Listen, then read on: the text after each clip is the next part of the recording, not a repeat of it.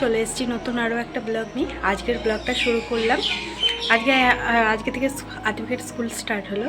তো চলো আজকের ব্লগটা যদি একটু ভালো লেগে থাকে অবশ্যই একটা লাইক করো, ফলো করো আর সাবস্ক্রাইব করো, আর কমেন্ট করে জানাও আমার ব্লগগুলো কেমন লাগছে। সামার ভ্যাকেশন শেষ হয়ে আজকে থেকে ওদের স্কুল স্টার্ট হলো। সকালবেলায় উঠেই ওর জন্য একটুখানি চাউমিন আর একটুখানি ডার্ক ফ্যান্টাসি বিস্কুট বানিয়ে দিয়েছিলাম। সত্যি বলতে আগের রাতে ও জিজ্ঞেস করা থাকে যে কী নিবি, সেই অনুযায়ী আমি টিফিন বানিয়ে দিই। অনেক সময় আমি আমার মনের মতোও টিফিন দিই। যাই হোক, সকাল সকাল এখন 5টা বাজে, তাই জন্য টিফিনটা আগেই তৈরি করে আদ্বিককে উঠাতে গেলাম। তারপরে ওকে হালকা একটুখানি ব্রাশ করিয়ে রেডি করে নিলাম। আজকে ছিল ওদের খেলার ড্রেস, তাই জন্য ওকে আজকে খেলার ড্রেস পরিয়ে পাঠালাম। চলুন, গাড়ি চলে এসছে, এবার ওকে চাপিয়ে দিয়ে চললাম আমি বাড়িতে এসে তাড়াহুড়ো করে চান করে আগে পুজোটা করলাম। আসার সময় কিছু ফুল তুলে এনেছিলাম। বেশিরভাগ বেরোনো হয় না, তাই ফুলও পাই না। আর বাড়িতে যে গাছগুলো আছে সেগুলোতে ফুল হয় না বললেই চলে, তাই জন্য বাইরে থেকেই একবারে ফুল নিয়ে এলাম।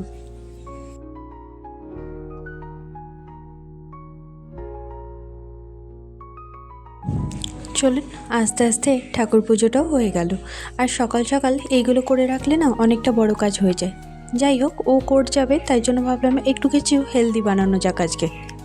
এমনিতে তো ময়দার কুলচা হয়ই, কিন্তু আজকে আমি আটার কুলচা বানিয়ে আপনাদের দেখাবো। একটুখানি আটা ভালো করে মেখে নিয়েছিলাম দই আর একটুখানি খাবার সোডা দিয়ে। যাই হোক, মেখে রেখে দিয়েছি। তো এরপরে একটুখানি আলুর একটা সবজি বানাবো।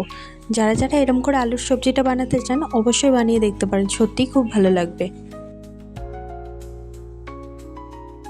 প্রথমে আলুগুলোকে ভালো করে বয়েল করে এর মধ্যে যা যা মশলা দেওয়ার তা মশলা দিয়ে ভালো করে অনেকক্ষণ ধরে হালকা আঁচে ভাজতে থাকতে হবে।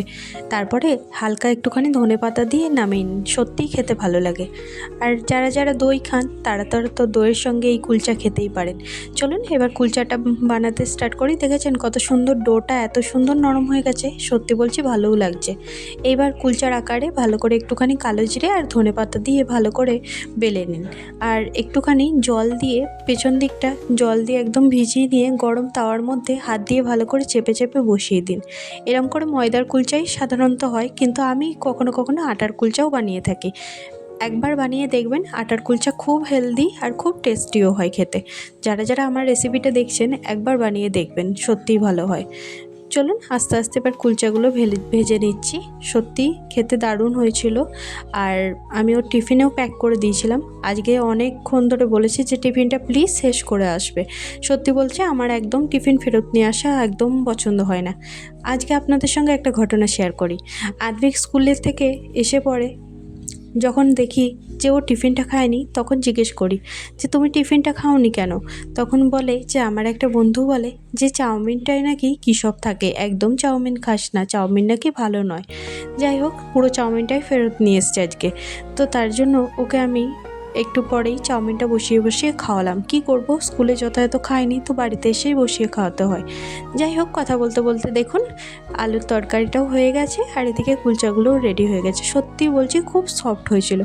আমি আমার জন্য ব্রেকফাস্টে একটা কুলচা আর একটুখানি দই আর একটুখানি আলুর তরকারি নিয়েছিলাম। আলুটা বেশি খাওয়া হয় না, তাই জন্য অল্প নিয়েছিলাম। আজকে দুপুরবেলায় সেরকম কিছু রান্না করব না, হালকা পাতলা এরকম সব সবজি দিয়ে একটা তরকারি করব। সত্যি বলছি এটা দেখতে অতটা খারাপ হলেও খেতে খুবই টেস্টি আর হেলদিও। যারা যারা খান না অবশ্যই, যারা ডায়েটে থাকেন এরকম একটা করে সবজি বানিয়ে নেবেন, ওতেই খাওয়া হয়ে যাবে। চলুন, আদ্বিক আজকে স্কুল থেকে চলে এসছে। আর আপনাদের তো বললামই ও আগের ঘটনাটা, যে হ্যাঁ ও স্কুল থেকে তো চলে এসছে, কিন্তু আমি যখন টিফিন খুলে দেখি যে একটুও টিফিন খায়নি। সত্যি বলছি টিফিন না ফিনিশ করলে না আমার সত্যিই খারাপ লাগে। তাই জন্য ওকে জিজ্ঞেস করাতে বললো আমার একটা বন্ধু বলেছে যে চাউমিন খাবি না, চাউমিনে কিছু একটা থাকে, সেই অনুযায়ী ও খায়নি। চলুন, ব্লগটা ভালো লাগলে একটা লাইক করে দেবেন। ভালো থাকবেন, সুস্থ থাকবেন।